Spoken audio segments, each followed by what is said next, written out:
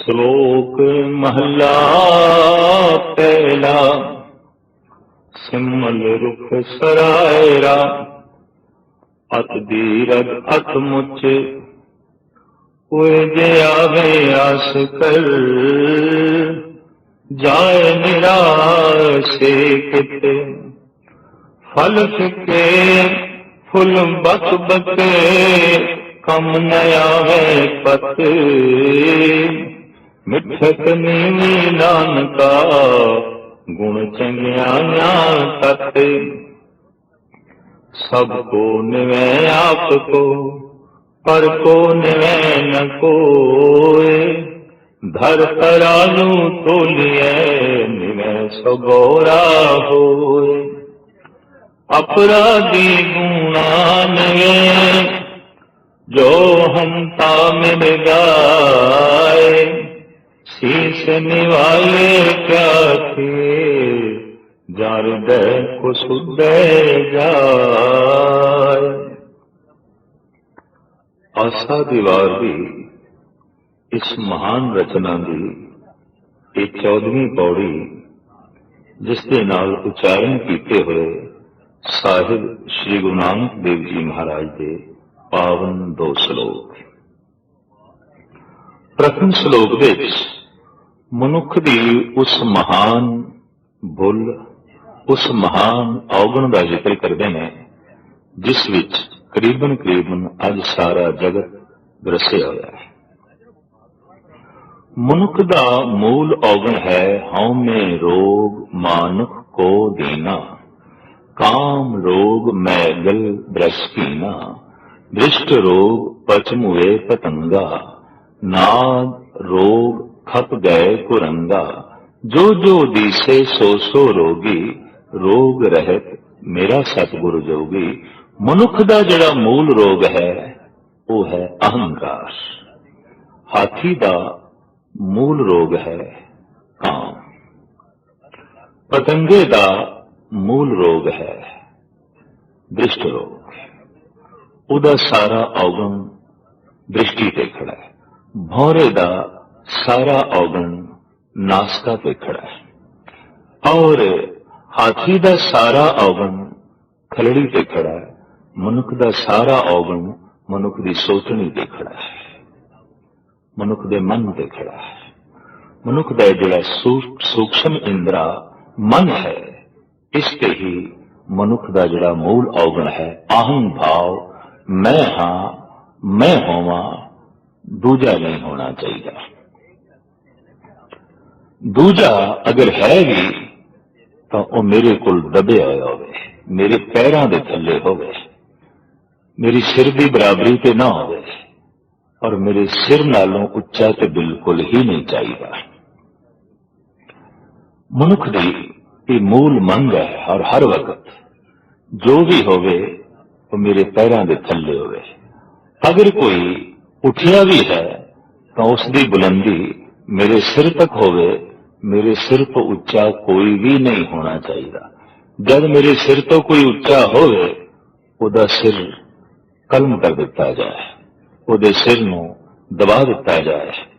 गरज के मनुख की इस आहंग बिरती तो पता नहीं कितने सिर कट्टे जाते ने, कितने सिर दबाए जाते ने। रोज पृथ्वी पे बेशुमार सिरां नूं दबाया जाता है, बेशुमार सिर कत्ल करके परे सुट दिते जाते हैं। किहड़े सिर जो बराबरी ते आन या उच्चा उठण की कोशिश करन।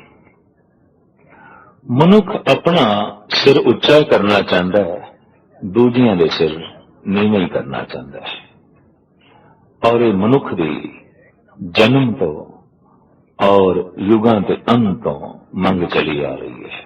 मूल अवगुण अहंग भाव, दूजियां दा सिर नीवा मेरा सिर उच्चा कि मंग अंदर हर एक दी यही है मेरा सिर उच्चा होवे, मेरा सिर उच्चा होवे, मेरा सिर उच्चा होवे।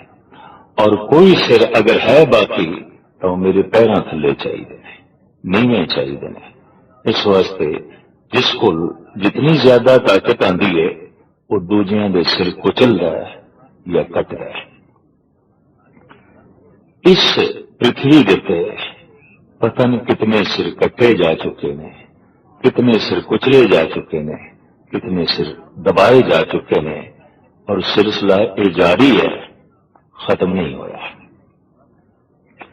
साहिब श्री गुरु नानक देव जी महाराज इस पावन पवित्र श्लोक में गुणां दा मूल गुण दसदे ने ते अवगुणां दा मूल अवगुण दसदे ने। सिरमौर अवगुण की है? अहं भाव। अगर अहंकार है, सिरमौर अवगुण है, तो फिर कुदरती गल है निर्माणता सिरमौर गुण होवेगी। तो साहिब कहने ने मिठत नीवी नानका गुण चंगियाइयां तत्त।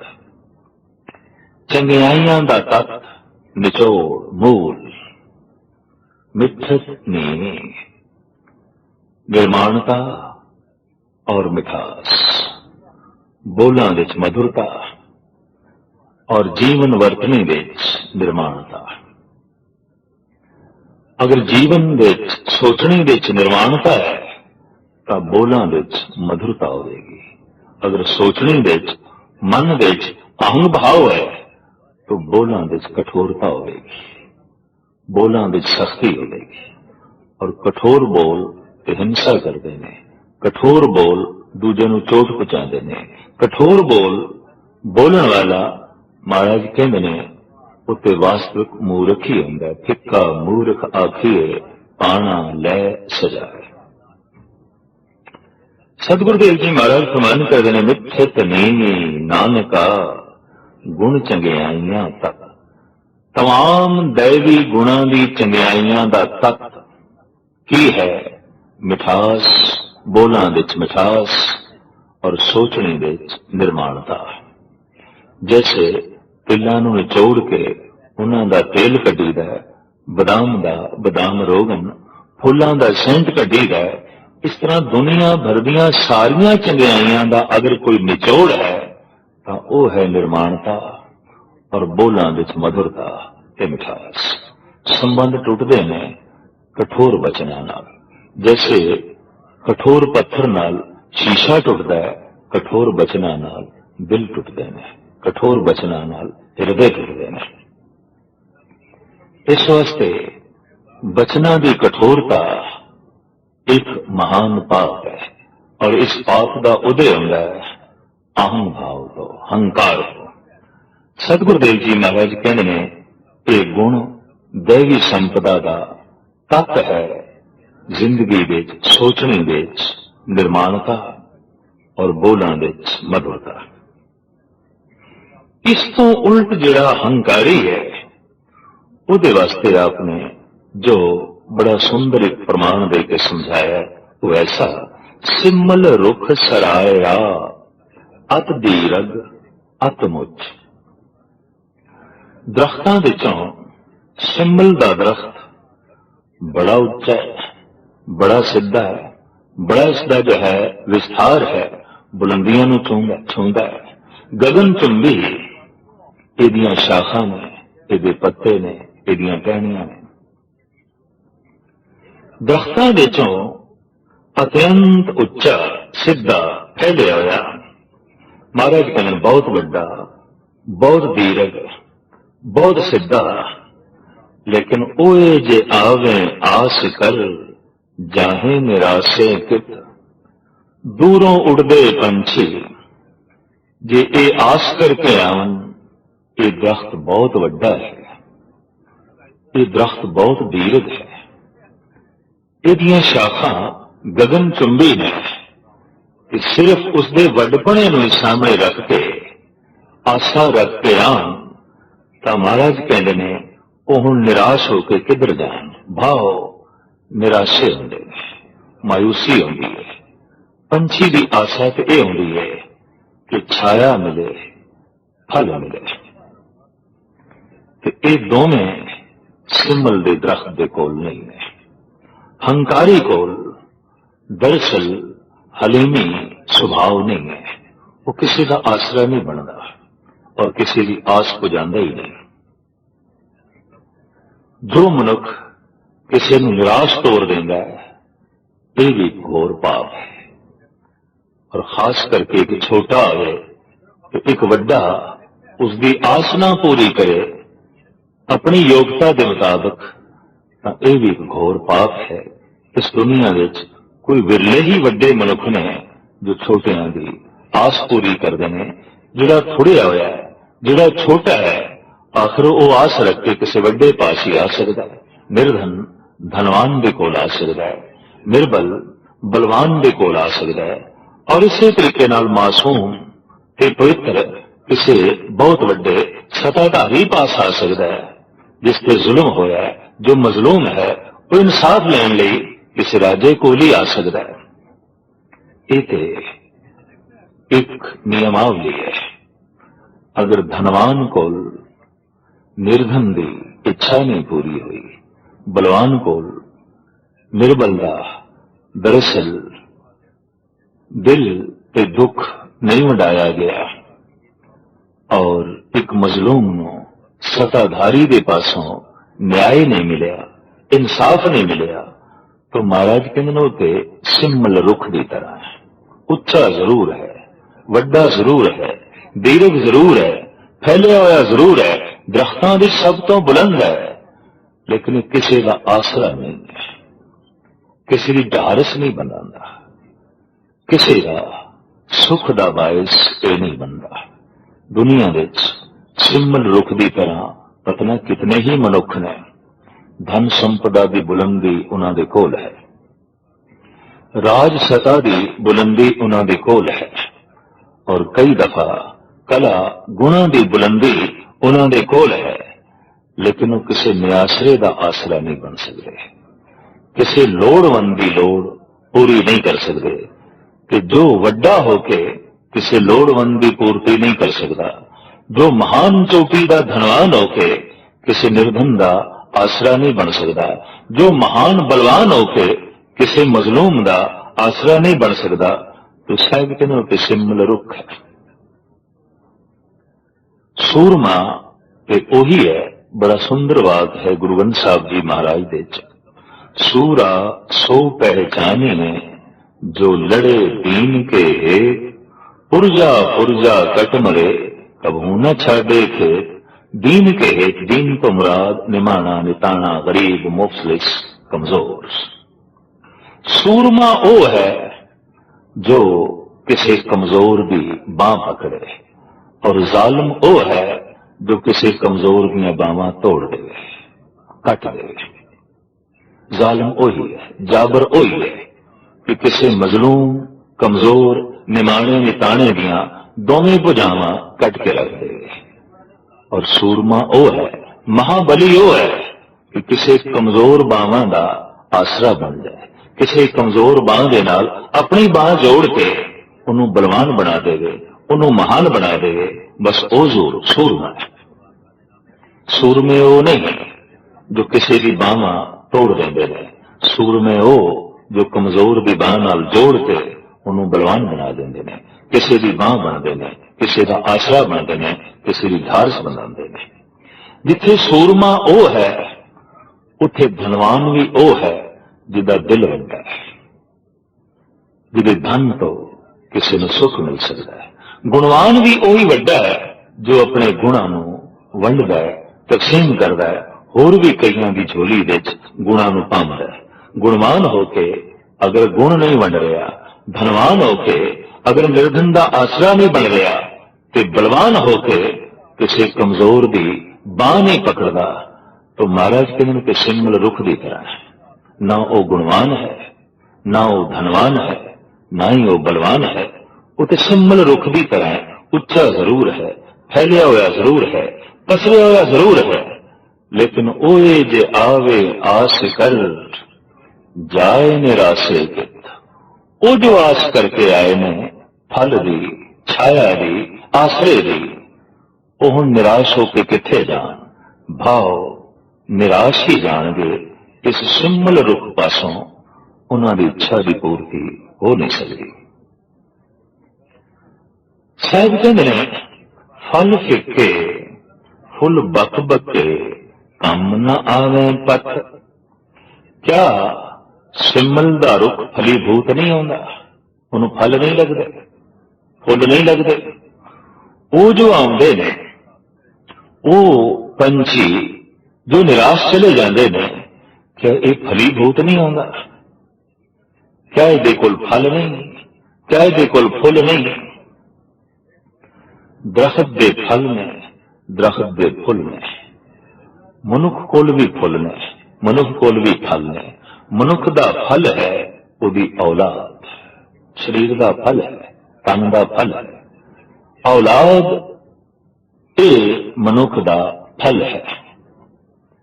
और अगां चल के पोतरे, पुत्र पोतरे,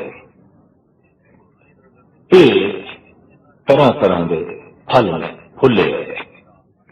धन संपदा ये दे पत्ते ने, ये दियां टहनियां ने।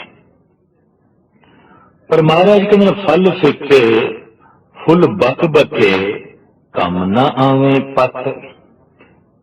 जिहड़ा फिक्का बंदा है, हंकारी बंदा है, उसकी औलाद भी फिक्की है, उसकी औलाद भी अहंकारी है।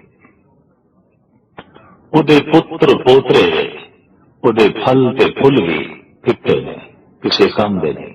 ना उहदे पुत्र किसी का सहारा बनते हैं, ना उहदे पोतरे किसी का सहारा बनते हैं। कम ना आवे पत, उहदी धन संपदा भी किसी काम नहीं आती। वो जो पत्ते ने, वो जो शाखा ने, वो जो सारा पसारा है, वो भी किसी निआसरे की आस नहीं पुजांदा, किसी निमाणे का मान नहीं बनता, किसी निताणे की ओट नहीं बनती। महाराज कहते ने इस तरह का धनवान, इस तरह का बलवान बंदा बस सिमल रुख की तरह, फल फिक्के फुल बक बके कम न आवे पत्ते। मिठत नीवी नानका गुण चंगियाइयां तक। जिस दरख्त में मिठे फल लगते हैं, स्वादली फल लगते हैं, झुक जाता है, फलों के समेत झुक जाता है। और झुकना इस गल का सबूत है, कोई आसानी दे नाल फल तोड़ सके, कोई आसानी दे नाल छां दा आनंद मान सके। बहुत हंकारी बंदा है, ਉਹਦੇ ਅੱਗੋਂ ਤੇ ਮਨੁੱਖ ਪ੍ਰਾਰਥਨਾ ਵੀ ਨਹੀਂ ਕਰ ਸਕਦਾ, ਉਹਦੇ ਨਾਲ ਤੇ ਸੰਬੰਧ ਜੁੜਦਾ ਹੀ ਨਹੀਂ। ਪਰ ਜਿਹੜਾ ਝੁਕ ਕੇ ਜ਼ਮੀਨ ਦੀ ਤਰਫ ਆ ਗਿਆ, ਉੱਥੇ ਤੱਕ ਬੰਦੇ ਦੇ ਹੱਥ ਪਹੁੰਚ ਜਾਂਦੇ ਨੇ। ਜਿਹਦੇ ਕੋਲ ਨਿਰਮਾਣਤਾ ਹੈ, ਮਿਠਾਸ ਹੈ, ਉੱਥੇ ਹਰ ਇੱਕ ਦੀ ਪਹੁੰਚ ਹੋ ਜਾਂਦੀ ਹੈ, ਹਰ ਇੱਕ ਨੂੰ ਢਾਰਸ ਵੱਜਦੀ ਹੈ, ਹਰ ਇੱਕ ਸੋਚਦਾ ਹੈ ਕਿ ਇਹਦੇ ਕੋਲ ਚਲੇ ਜਾਈਏ। ਕਿਉਂ ਕਿ ਫਲਾਂ ਨਾਲ ਲੱਦਿਆ ਹੋਇਆ, ਮਿੱਠੇ ਫਲਾਂ ਨਾਲ ਲੱਦਿਆ ਹੋਇਆ ਇਹ ਦਰਖਤ ਝੁਕ ਜਾਂਦਾ ਹੈ, ਹਰ ਇੱਕ ਦਾ ਹੱਥ ਪਹੁੰਚਦਾ ਹੈ। वास्तविक धनवान वही है जो धन पाके झुक गया, गुणवान वही है जो गुणवान होके झुक गया। और सत्ताधारी ताकतवर बलवान वही है जो बल शक्ति पाके झुक गया। जिदा बल किसी कमजोर नूं कुचलन लई है, जिदा धन शोमपणे की चार दीवारी विच है बंद है, जिदे गुण केवल अपने ही लिए हैं, वंडना नहीं, बस ओते सिमल रुख की तरह उदी होंद बेवसूल है। उदा जमीन दे ते होना जमीन ते एक बोझ ही है और कुछ नहीं, न छां न फुल न पत्ते न फल, किसी कम ही ये दरख्त नहीं आंदा। इन्हां सिमल रुखां की तरह पता नहीं पृथ्वी ते कितने मनुख घूम रहे हैं जो किसी काम दे नहीं। उन सब कुछ उन्होंने कोल है, उच्चे ने, फल भी है, फुल भी है, पत्ते भी है, भाव परिवार है, पुत्र ने, पोतरे ने, धन है, संपदा है, उंज फलीभूत होए ने, लेकिन ना फल किसी काम दे, ना पत्ते किसी काम दे। उन्होंने होंद सिर्फ धरती के बोझ तो इलावा और कुछ नहीं है। मिठत नीवी नानका गुण चंगियाइयां तत। सारियां चंगियाइयां दा निचोड़ तत मिठास ते निर्माणता। साहिब श्री गुरु नानक देव जी महाराज के बचनों विच थां थां ते निर्माणता ही डुलदी है। गुरु होण दा मान नहीं, अवतारी पुरुष होने का दावा नहीं, पैगंबरी पुरुष मैं हैगा ऐसा सतगुरु किधरे कहते नहीं। ऐसा भी नहीं आखते कि दुनिया माड़ी है, मैं चंगा हाँ, मैं महान हाँ, ऐसा भी गुरु नानक नहीं आखते। गुरु नानक तो ऐसा आखते ने, हम नहीं चंगे बुरा नहीं कोए, प्रणवत नानक तारे सोए। इस जगत विच कोई बुरा नहीं, इस जगत विच असी चंगे नहीं। मैं चंगा नहीं, कोई बुरा नहीं। मैं चंगा नहीं तो बहुत वड्डी निर्माणता, अहंकार खत्म। कोई बुरा नहीं तो घृणा खत्म, नफरत खत्म, प्रेम ही प्रेम। दरअसल दैवी गुणां की महान संपदा इसे ही गुण नाल प्राप्त होंदी है। मिठत नीवी नानका गुण चंगियाइयां तक। अगां चल के सतगुरु कहते ने, सबको निवे आपको पर को निवे न कोई। हकीकत तो यह है, सतगुरुदेव जी महाराज कहते हैं कि लिखण दे झुकण दे इहदा भी अपना अपना एक अंदाज है। हकीकत यह है कि हर मनुख अपने लिए ही झुकदा है। झुकण दे उसका भाव यह होता है कि मेरी कुछ पूर्ति होवे, और मैं इस वास्ते झुकना है कि सिर उच्चा कर सका। मैं इस वास्ते झुकना है कि मैं उच्चा हो सका। उदा झुकना भी उच्चा होने लई है। और हकीकत है कि जो इस तरह की झुकण की कला जानदा है, वो फिर ऊपर भी उठदा है। जिहड़ा बीज धरती विच दफन नहीं होना चाहता, उहदियां शाखां आसमान नूं चुम भी नहीं सकदियां। कोई दरख्त अगर यह चाहता है कि मैं आसमान नूं छूना है, तो उहदियां जड़ां नूं पाताल नूं छूना पएगा। जड़ां अगर पाताल नूं नहीं छूंदियां तो सिर आसमान नूं नहीं छू सकेगा। हकीकत है कि बहुत वड्डी जो है सच्चाई है। बहुत उच्चे उच्चे दरख्तां दीयां जड़ां बहुत गहरियां पाताल विच होंदियां ने। दुनिया विच ओही महान मनुख होए ने, ओही उच्चे मनुख होए ने जिहड़े झुके ने, और जितने ज्यादा झुके ने उतने ज्यादा उच्चे होए ने। महाराज कहने ने, असली गल ते यह है कि हर बंदा अपने लिए झुकदा है। सबको निवे आपको पर को निवे न कोए। दरअसल कोई किसी नूं नहीं निवदा, हर एक अपने लिए ही दूजे नूं निवदा है। अपनी होंद नूं सामने रख के, अपना स्वार्थ ही सामने रख के बंदा झुकदा है। पर हकीकत यह है, धर तराजू तोलिए निवे सो गौरा होए। तराजू नाल तोल के वेखिए, जेड़ा पलड़ा झुक गया वो भारी है, वो महान है, वो वड्डा है। जेड़ा पलड़ा झुक गया उहदे च वस्तु ज्यादा है, उहदी होंद ज्यादा है, वो भारा है। दरअसल झुकण नाल ही मनुख महान होंदा है। इस वास्ते धार्मिक दुनिया विच सजदे महान हो गए।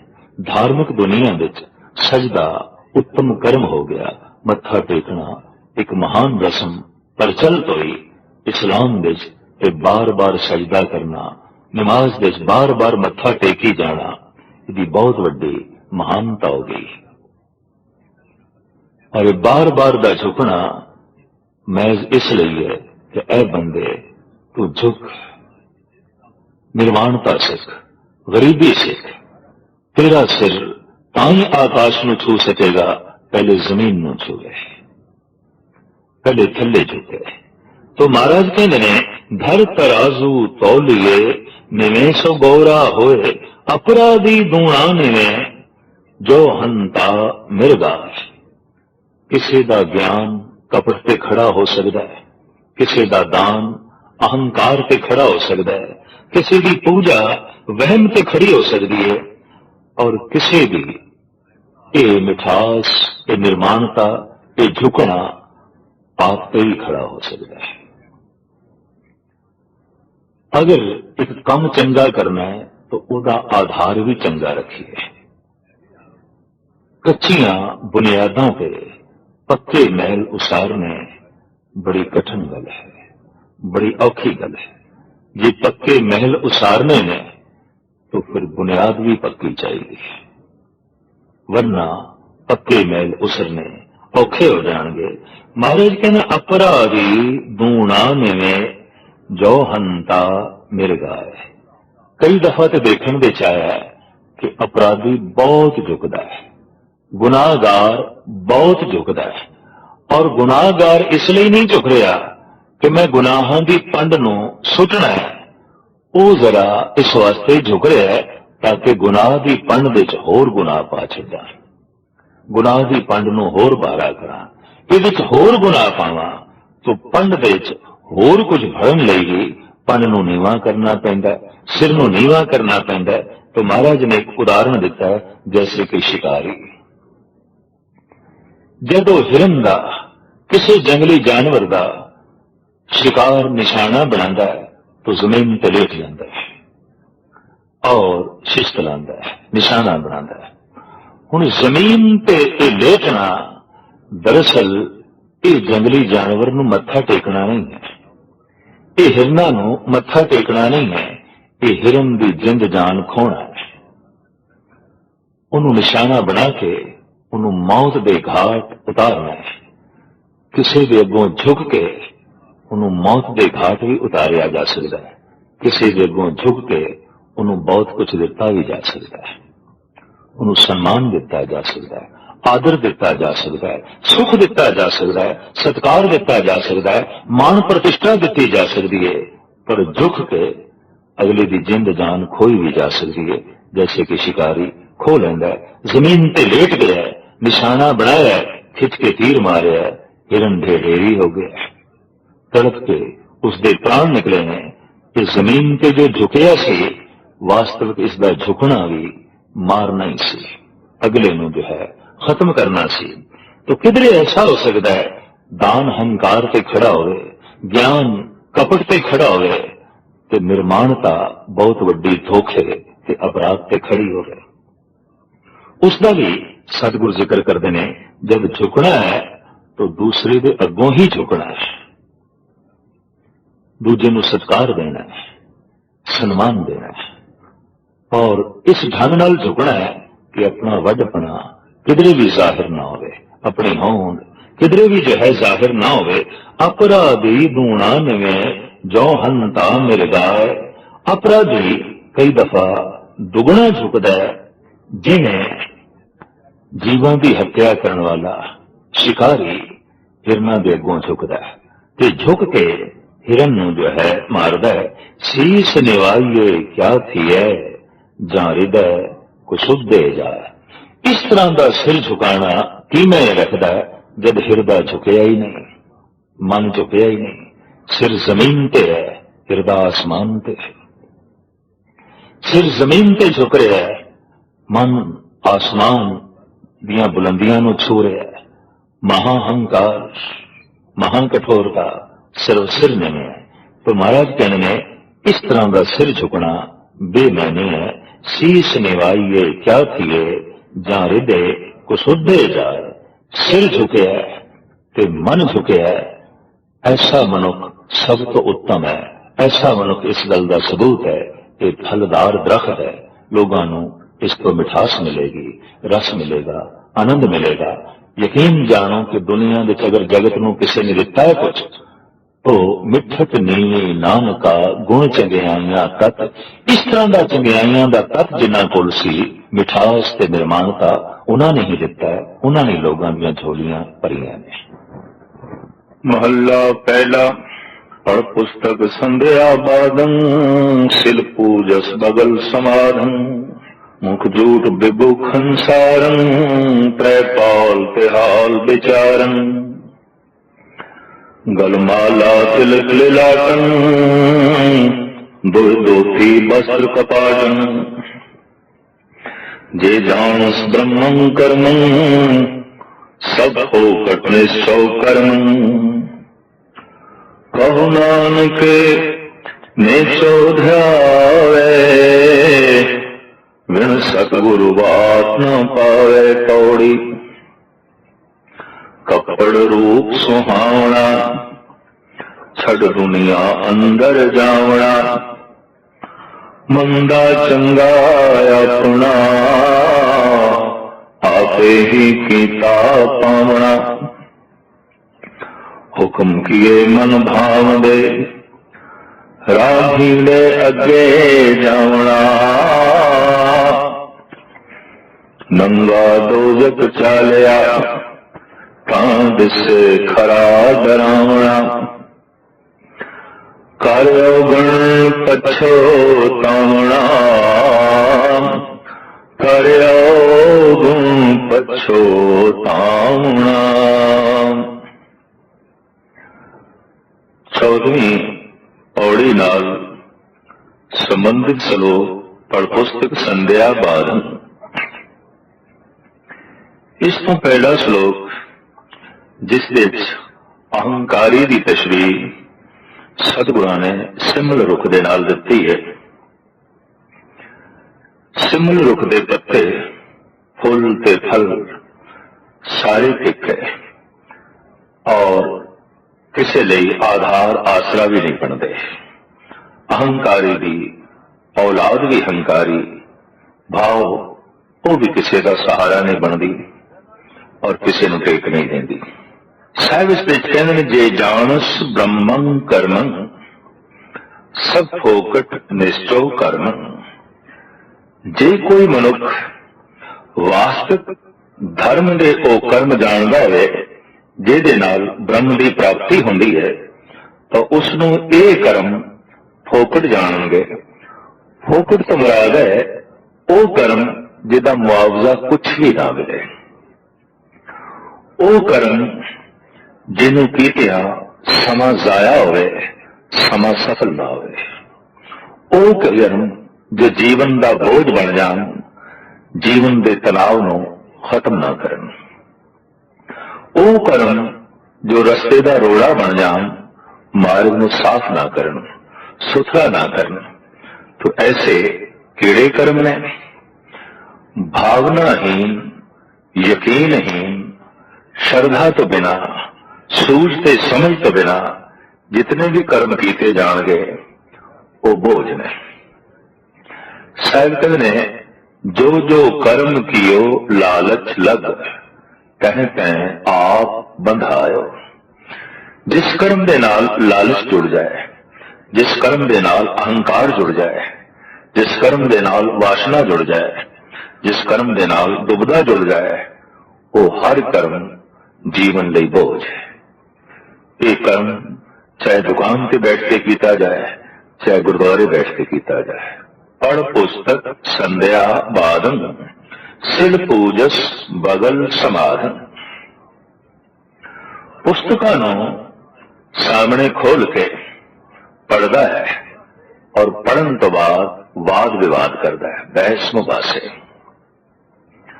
पत्थर की पूजा करता है और सब कुछ करन लगे समाधि इंज लाउंदा है जैसे बगला, बगल समाधन। अखां उसने भी मीटियां आउंदियां ने और बदन उसका भी चिट्टा है। जिस वक्त वो अखा मीट के एक पैर देते खड़ा होता है, एक योगी लगता है, बाहरों एक तपीश्वर लगता है, पर उसके अंदर झाती मारी है कि तलाश शिकार मच्छी दी है। हू बहु पत्थर की पूजा करन लगे, धर्म ग्रंथों का पाठ करन लगे, वाद विवाद करन लगे, अंदर प्रबल वासना चल रही है, अंदर प्रबल तृष्णा चल रही है और धर्म ग्रंथ नाल कोई संबंध नहीं, अंदर भरोसा ज्ञान ते श्रद्धा नहीं। शायद कहने ये समाधि बगल समाधि है और इस नाल समा जाया करना है, समा सफल नहीं। मुख झूठ बेबोखन सारन है कि जबान तो झूठ बोलता और उन्होंने सच के गहणिया नाल शिंगारिया है, सवारिया है। बेबोखन कहते गहणिया भाव झूठ नो इतनी सफाई नाल बोलता है, झूठ नो इतना शिंगार के बोलता है, झूठ नो इतना विस्तार देता है कि ਸਰੋਤੇ ਨੂੰ ਯਕੀਨ ਹੋ ਜਾਂਦਾ ਹੈ ਸੱਚ ਹੈ। ਇਸ ਗੱਲ ਨੂੰ ਤੇ ਮਨੋਵਿਗਿਆਨੀਆਂ ਨੇ ਮੰਨ ਲਿਆ ਹੈ, ਅਗਰ ਇੱਕ ਝੂਠ ਬਾਰ-ਬਾਰ ਦੁਹਰਾਇਆ ਜਾਏ ਔਰ ਢੰਗ ਨਾਲ ਦੁਹਰਾਇਆ ਜਾਏ, ਤਰੀਕੇ ਨਾਲ ਦੁਹਰਾਇਆ ਜਾਏ, ਤਾਂ ਉਹ ਝੂਠ ਝੂਠ ਨਹੀਂ ਰਹਿੰਦਾ, ਸੱਚ ਜਾਣ ਕੇ ਕਾਬਲੇ ਕਬੂਲ ਹੋ ਜਾਂਦਾ ਹੈ, ਲੋਕਾਂ ਦੇ ਹਿਰਦਿਆਂ ਵਿੱਚ ਪ੍ਰਵੇਸ਼ ਕਰ ਜਾਂਦਾ ਹੈ। ਦੇਖਣ ਵਿੱਚ ਆਇਆ ਹੈ ਇਸ ਨਜ਼ਰੀਏ ਨੂੰ ਸੰਸਾਰ ਭਰ ਦੇ व्यापारियों ने भी जाने है कि एक गल बार बार रिपीट की जाए, दोहराई जाए, चाहे उसकी सच्चाई है या नहीं, लेकिन आम जनता लिए वो काबिले कबूल हो जाती है। इत्थों ही एडवरटाइजमेंट का सिलसिला चलिया, इत्थों ही सारा ये अडंबर चलिया कि एक गल नूं बार बार बयान किया जाए, किसी वस्तु की खूबी नूं बार बार बयान किया जाए तो ये सच है, पर वस्तु च कोई खूबी नहीं, वस्तु विच कोई महानता नहीं, लेकिन उसकी महानता का बार बार जिक्र किया जाए तो वस्तु नूं महान समझ लिया जाता है। यह गल वखरी है कि वस्तु महान नहीं। साहिब कहते ने है कि झूठ जो कुछ के ये बोल रहे हैं। सवाल ये पैदा होता है कि धार्मिक दुनिया विच भी झूठ है, बड़ा व्यापक झूठ चलिया है जो अज दे विज्ञान ते समय की धारा नाल मेल नहीं खाता।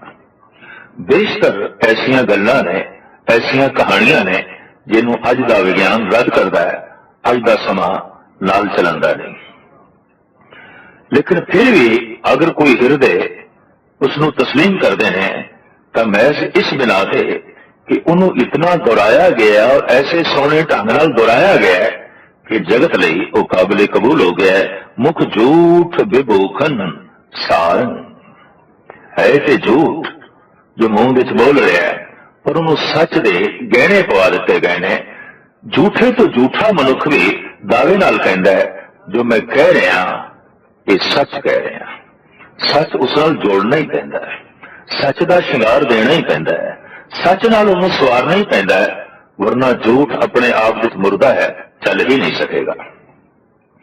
साहिब कहते ने पत्थर की पूजा, धर्म ग्रंथों का अध्ययन और बगले की समाधि, मुख विच झूठ लेकिन सच दे गहणियां का शिंगार, ते फिर त्रैपाल ते हाल विचारन। त्रैपाल तै तीन पैर जिन्हों तिपदा कहते हैं। गुरु ग्रंथ साहब जी महाराज दे इस तरह के पदे आए हैं, एक पदा, दो पदा, तिपदा, चौपदा, पंच पदे हता ते अष्टपदियां। किसी एक ख्याल नूं अठ पैरां ते तोड़ना उन्होंने अष्टपदी कहते हैं, उन्होंने तीन पैरां ते तोड़ना त्रैपाल या त्रिपदा। तीन पदियां वाली ये गायत्री जिसका जाप, जिसके मंत्रों का उच्चारण जगत विच बड़ा पवित्र मनिया जाता है, महान मनिया जाता है। साहिब कहते तीन पदियां वाली ये जी गायत्री है, संध्या के समय ये उसका जाप करता है, विचार करता है, पाठ करता है, पत्थर की पूजा करता है, धर्म ग्रंथों का अध्ययन करता है। लेकिन सारी समाधि बगले वाली समाधि है, बगल समाधन। इस तो इलावा गल माला तिलक लिलाटन। माला गल विच पांदा है, मत्थे पे तिलक जो है धारण करता है और माला से हाथ विच फेरन लई गल विच पा लई है,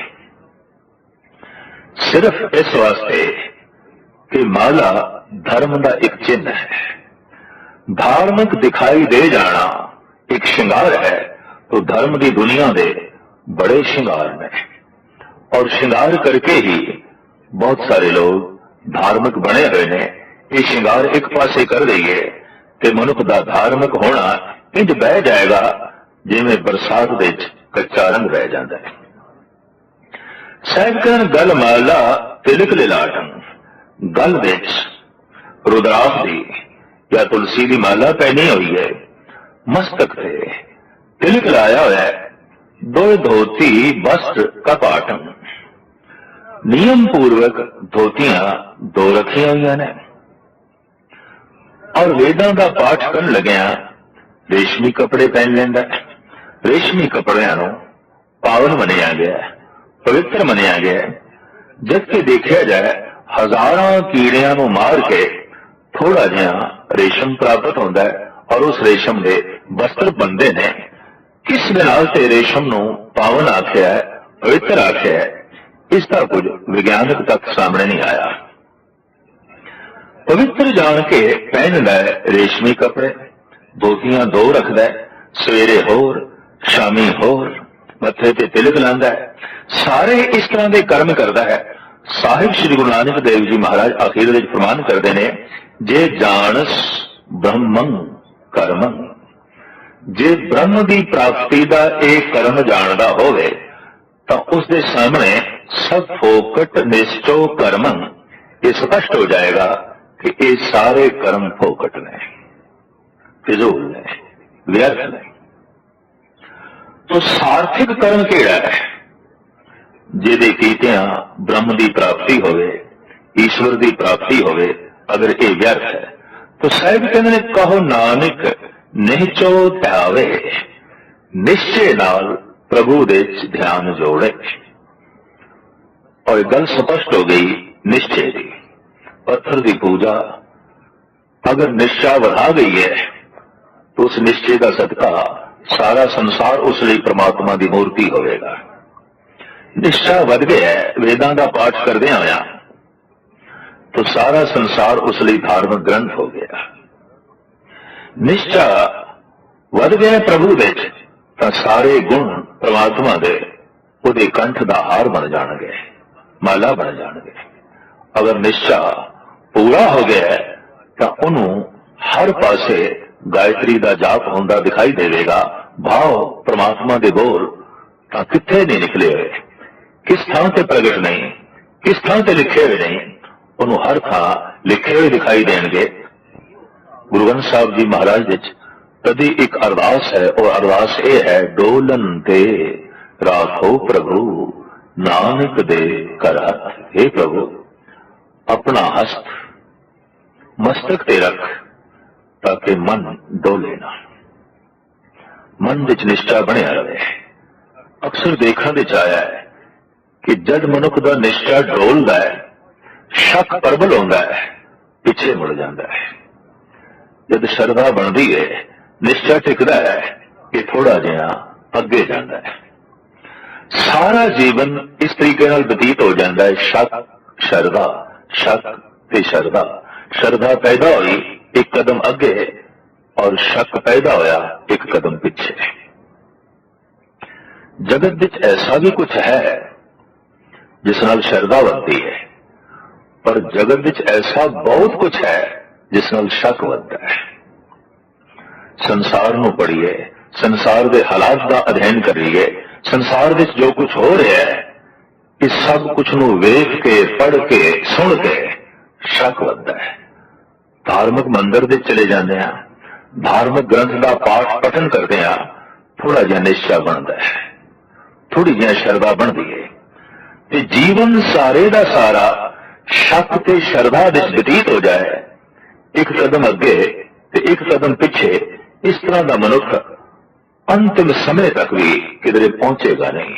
यही कारण है कि धार्मिक दुनिया में विकास नहीं हो रहा।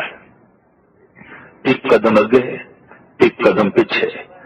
जितने छेती तो छेती धनवान पैदा हो रहे हैं, गुणवान पैदा हो रहे हैं और राजनीतिक पैदा हो रहे हैं, भगत नहीं पैदा हो रहे।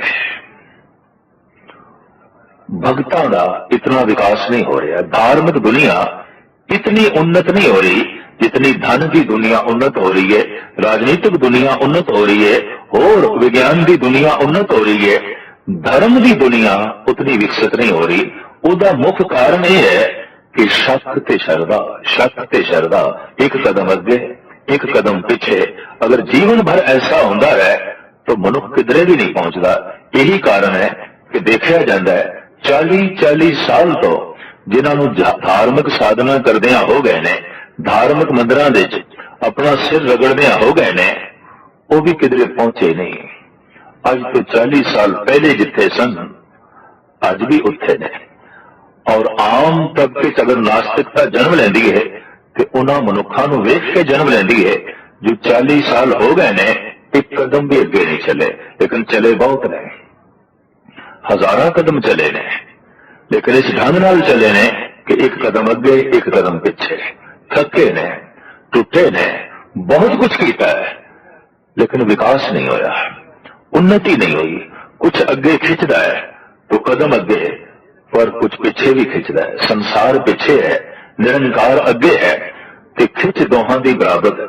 बिल्कुल जैसे एक मनुख दे नाल ऐसा रसा लपेट लईए ते उन्हों दोहां दिशावां तो खिंचीए और पूरी ताकत नाल खिंचीए और बराबर दी ताकत नाल खिंचीए, बेचारा टूट जाएगा, रेजा रेजा हो जाएगा, पहुंचेगा किधरे नहीं। तो दोहां दी खिंच दे च मनुख जकड़े आ गया है। संसार दी खिंच, निरंकार दी खिंच, परमात्मा दी पकड़ ते संसार दी पकड़, और दोवें पकड़ बराबर दियां ने। थोड़ी जिहां भी प्रभु दी प्रगट अगर तेज हो गए, ज्यादा हो गए, तो मनुख अगे लंघ सकता है, धार्मिक दुनिया में अगे लंघ जाएगा। पर एक पकड़ इतनी बराबर है कि जितनी परिवार की पकड़ उतनी ही निरंकार की प्रगट, जितनी निरंकार की जो है पकड़ है उतनी ही संसार की पकड़, जितनी करतार की पकड़ है उतनी ही बाजार की पकड़।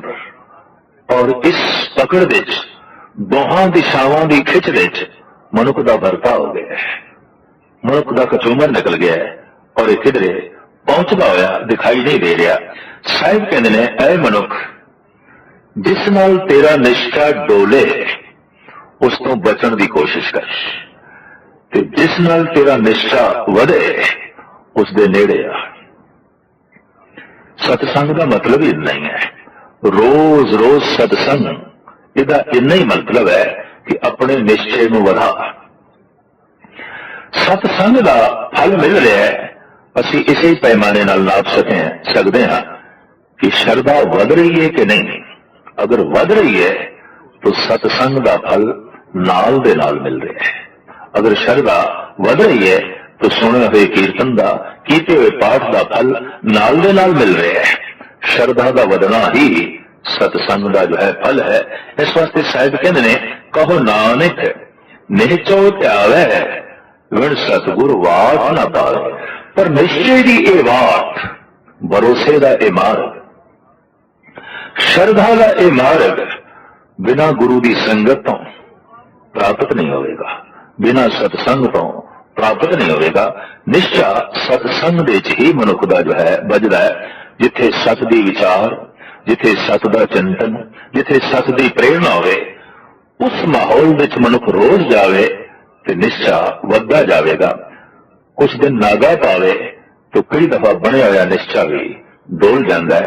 रोज रोज भोजन चाहिए मनुख नूं, रोज रोज पानी चाहिए, रोज ही हवा चाहिए, हर वक्त चाहिए है। हू बहो सत्संग भी चाहिए है। ऐसा स्थान जिथे जाके मनुख की श्रद्धा विकसित होवे, ते श्रद्धा का विकास ही धर्म का विकास है। श्रद्धा का बज जाना ही धर्म की जो है प्राप्ति है। तो साहिब कहने, कहो नानक निश्चो ध्यावे विण सतगुर वाट न पावे। पर निश्चा और ये भरोसे का मार्ग बिना गुरुदेव तो प्राप्त नहीं होने लगा। इन्हां दो श्लोकां दे नाल संबंधित पौड़ी ये है, कपड़ रूप सुहावना छड़ दुनिया अंदर जावना। भावे शरीर का ये चोला बहुत खूबसूरत है, बहुत खूबसूरत है, बड़ा प्यारा है, और सब तो ज्यादा पकड़ भी इसे चोले दी। और इस चोले दिते होर कपड़ियां के चोले पा ले जान तो यह रूप होर सुहावना हो जाता है। देखा दिख आया है कि मनुख का सारा स्वप्न कपड़ियां के आसरे दिखड़ा है। और यही कारण है कि मनुखी दुनिया विच नवे तो नवे फैशन पैदा होते हैं, नवे तो नवे कपड़ियां का जो है सिलसिला जन्म लेंदा रहता है। महज इसलिए कि कपड़ियां दे नाल सुंदरता वधदी है। पर साहिब कहते ने, ये ठीक है कि रूप अति सुहावना है, अति सुंदर है। जितना जीवन है उहदे च मनुख सारियां नालों खूबसूरत है। इतना खूबसूरत हाथी घोड़े नहीं है, इतने खूबसूरत पशु पक्षी नहीं है, परिंदे चरिंदे नहीं है, जल जंतु थल जंतु नहीं ने जितना कि मनुख है। परिपूर्ण परमात्मा ने इनू बनाउण लग्या, इनू सजाउण लग्या विशेष तरह की कारीगरी तो कम लिया, विशेष रहमत की है, विशेष बख्शिश की है। ये संपूर्ण और विकासशील शरीर है। पर साहब कहने इसकी पकड़ नहीं चाहिए। क्यों? छड़ दुनिया अंदर जावना, ये चोला छड़ना पैंदा है। हाँ, इनू वरतना है, इहदा इस्तेमाल करना है, इहदी पकड़ नहीं। जितनी ज्यादा पकड़ होगी छड़न लग्या उतना ही ज्यादा दुख होगा, त्यागन लग्या उतना ही ज्यादा परेशानी होगी। जिन्हां दे अंदर जीवन का बड़ा प्रबल मोह होंदा है, बड़े दुखत मरदे ने। उन्हां दी मौत बड़ी दुखत होंदी है, उन्हां दी मौत बड़ी भयानक होंदी है। ते जिहड़े सोचते ने बस इस जीवन का सिर्फ इस्तेमाल ही करना है, इसकी सिर्फ वरतों ही करनी है, ये एक ऐसे वाहन की तरह है जिहदे ते असवार होकर परमात्मा तक पहुंचना है, ईश्वर तक पहुंचना है। ऐसे मनुखों लिए शरीर का चोला त्यागना कोई कठिन नहीं होता, बल्कि भगत कबीर ते कहते हैं, जिस मरने ते जग डरे मेरे मन आनंद, मरने ही ते पाइए पूर्ण परमानंद। आप कहते मरना मेरे लिए दुख नहीं है। जीवन की सफलता ही इस गल विच छुपी पई है कि क्या मरण विच खुशी मिलेगी इस मनुख नूं। अगर मरण विच खुशी नहीं, मरण विच सुख महसूस नहीं हो रहा, मौत काबिले कबूल नहीं हो रही, तो समझ लेना चाहिए जीवन ढंग नाल बतीत नहीं किया, जीवन सफल नहीं हो गया। जीवन विच अजे कुछ करना बाकी है। फिर जिसने परमात्मा नूं प्राप्त कर लिया उन्हें सब कुछ नूं प्राप्त कर लिया। जिन्हें परमात्मा नूं प्राप्त कर लिया उन्हें अपना घर प्राप्त कर लिया। और जो घर तक पहुंच जाता है उन्होंने फिर वाहन की लोड़ नहीं पैंदी, वाहन बाहर खड़ा करना पैंदा है। फिर वाहन नूं अपने कमरे विच नहीं ले जाईदा, उन्होंने बाहर खड़ा करना पैंदा है। फिर शरीर के चोले की पकड़ नहीं रह गई, क्योंकि परमधाम तक पहुंच गए। तो कबीर कहते हैं, जिस मरने ते जग डरे मेरे मन आनंद, मरने ही ते पाइए पूर्ण परमानंद। साहब कहने ये चोला भावे बड़ा सुंदर है, बड़ा सुहावना है, लेकिन छड़ना पैंदा है। ऐसा सतगुरु इस वास्ते आखिर ने कि इस ढंग नाल जीवन बतीत कर कि छड्डण लग्या दुख ना होवे, त्यागण लग्या बेचैनी ना होवे। और होर भी सुन ले, मंदा चंगा अपना आपे ही कीता पावना। जो कुछ तो चंगा ते माड़ा कीता है, इहदा फल दूजे तीजे चौथे पंजवें नहीं भोगणगे, तू ही भोगेगा। और गुरु ग्रंथ साहिब जी महाराज की बाणी का प्रमाण है, मनुख तत छिन्न कर्मां का फल भोगदा। तत छिन्न ऐ कर करे सो ऐ कर पाए, एक हाथ नाल करे दूजे नाल प्राप्त कर लवे। जैसे कोई मनुख अग दे हाथ पावे तो हाथ दे पांदे ही हाथ जलदा है, पीड़ा होंदी है, तकलीफ होंदी है। ये थोड़ी है कि अग दे हाथ अज पावे ते पीड़ा कल होवे, अगले जन्म दे होवे, एक साल बाद होवे। नहीं, तत्क्षण पीड़ा होंदी है। इन गल वखरी है कि अग दे जले हुए दा दाग लंबे समय तक रहिंदा है। कीते हुए कर्म का फल ते मनुख उस वक्त भोगदा है, लेकिन उसके संस्कार नाल चलते हैं, उसकी रेखा जो है नाल चलती है। एक शुभ कर्म मनुख ने कीता है तो अंदर हुलास पैदा हो जाता है, खुशी पैदा हो जाती है। ये इसमें इस ढंग नाल बयान करिए, जिस कर्म नाल खुशी मिली है, हलेमी मिली है, प्यार मिले है, आनंद वधिया है, सुख वधिया है, बस उसे ही कर्म नूं शुभ कर्म कहना चाहिए। जिहड़ा कर्म बोझ बन गया है, तनाव नूं जन्म देंदा पिया है, बेचैनी पैदा कर गया है और भार बन गया है, बस वही कर्म अशुभ है। सही मायने वास्तविक गल यही है कि जिहड़ा कर्म बोझ बन जाए और अशुभ कर्म बोझ बनता है। तो अशुभ की है, किसी लिए ऐसा कुछ करना जो अशुभ होवे, जो अशुभ दूजे नहीं है। भाव मेरे बोल तो, मेरे कर्म तो, मेरी सोचनी तो किसी का अहित हो जाए, किसी का नुकसान हो जाए, बस यही अशुभ कर्म है। कि किसी का नुकसान दरअसल पहले अपना ही नुकसान है। किसी के घर नूं अग लाण लग्या पहले अग अपने हाथों च रखनी पैंदी है। किसी नूं पीड़ित करन लग्या पीड़ित पहले अपना हिरदा हुंदा है। तो साहिब श्री गुरु नानक देव जी महाराज का फरमान, जो तू चंगा कीता है, जो तू माड़ा कीता है, इसका फल तू आप भोगेगा, आप प्राप्त करेगा। हुक्म किए मन भावदे राह भीड़े अगे जावना। जो मन ने आख्या वही हुक्म कीते, जो मन ने चाहा जगत विच ओही पदार्थां दे भोग भोगे। साहिब कहते हैं ਉਹਦੇ ਲਈ अगला पैंडा दुखदाई हो जाएगा। क्यों कि मन की चाहत वेखण विच आई है 99% माड़ी है। मन के फुरने 99% चंगे ने, किधर एक अध फुरना चंगा पैदा होता है, बाकी सारे अनर्थ कि जो मन के फुरनिया के अधीन चलते हैं। जो मन ने आख्या है वही करना है, जो मन कह रहा है वही खाना है, वही पीना है, वही भोगना है, वही कुछ करना है। तो साहिब कहते हैं इस तरह के बंदे लिए अगला रास्ता बड़ा दुखदाई हो जाता है। हुक्म किए मन भावदे राह भीड़े अगे जावना। नंगा दोजक चालिया तां दिसे खरा डरावना। इस तरह का पुरुष है दरगाह विच नंगा जाता है और प्रभु उसनों दोजक की अग विच साड़दा है। नंगे तो मुराद है कि जेड़े कर्म इसने कीते ते कर्मां ते पर्दा पाया, जगत नूं पता ही नहीं चलेगा। साहिब कहते हैं हुण अगे नंगा जा रहा है, क्योंकि अगे हुण कोई पर्दा नहीं कि कीते होया ते पर्दा पा सके।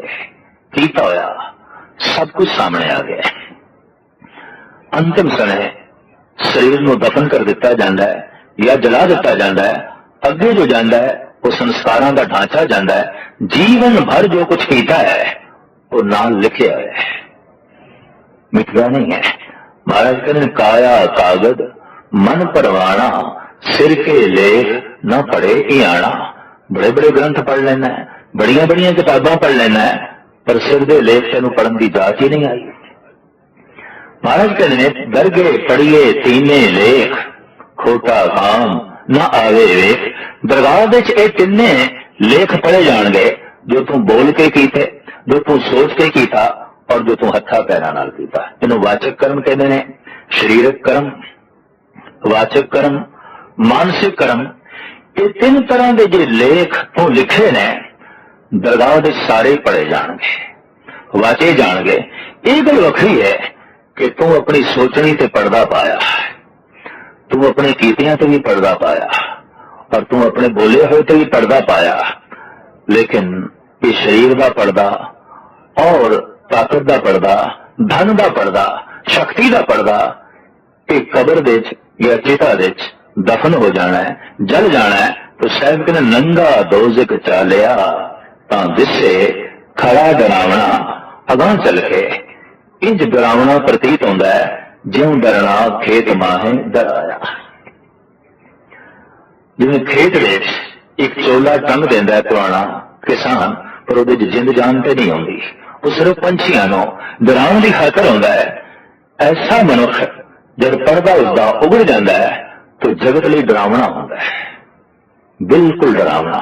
उस तो भय लगता है क्योंकि पाज उगड़ गया है। और दरगाह विच प्रभु दे इंसाफ विच ये पर्दे रहणगे नहीं। साहिब कहते ने कर अवगुण पछोतावना। आखिर इस तरह की अवगुण करके अखीर विच पछतांदा है। पश्चाताप पिछे ताप करना, ये कोई सियाणप नहीं। हर मनुख पश्चाताप करता है करके, लेकिन प्रथम ताप, पहल ताप करने तो पहले सुचेत हो जाना। कीता अजय नहीं लेकिन सुचेत हो गया, इन्हों कहते प्रथम ताप।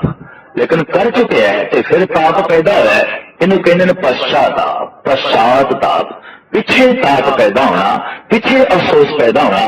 करने तो पहले जिसके अंदर अफसोस पैदा हो गया भी नहीं करना, सियाणा है, दानशमंद है। तो कर चुके हैं तो फिर ताप कर रहा है, ये अकलमंदी नहीं, ये सियाणप नहीं। साहिब कहते ने कर अवगुण पछोतावना, इसे पश्चाताप कर रहे हैं और पश्चाताप उसनों करना ही पेगा जिहदे कोल अवगुण ने। और जिहदे अवगुण ने वो लंबे समय तक छुपाए नहीं जान सकणगे। आखिर एक दिन ताज उगड़ेगा।